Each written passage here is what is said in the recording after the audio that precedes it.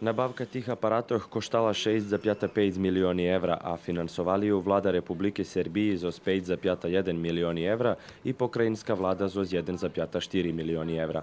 Do Institutu za onkologiju u Vojvodini predtim od junija 2016 roku už uloženi kolo 6 milioni evra. Već sada sa 6 aparata... Už teraz u Vojvodini máme 6 takih aparati, a po evropskih standardoch jeden akcelerator ide na 250 тисячі гражданов. Možeme poveže sme zadovoljni, že stan vše ljepši. Potrebu za zarijovu terapiju do Mešaca majú od 250 po 270 pacijenti u ramikoh svojho onkologijnog ličenja. S týma novýma aparatami, kadrovým zmocnjenjem, ktoré dostaneme, hodni sme robiť u 2 ta i 3 zmenoh, zo čim sme po ljeto hodni potpolno eliminovať z listinu čekanja. Хвильково jest veci jak 800 graždanoh, ktorí čekajú na prepatrunky so s týma aparatami, a plán, že by še po ljeto toto číslo prepolovelo, hovoril Mirović, i dodal, že plán, že by še u najchodzacim periodze nabavelo išće 2 taki akceleratori.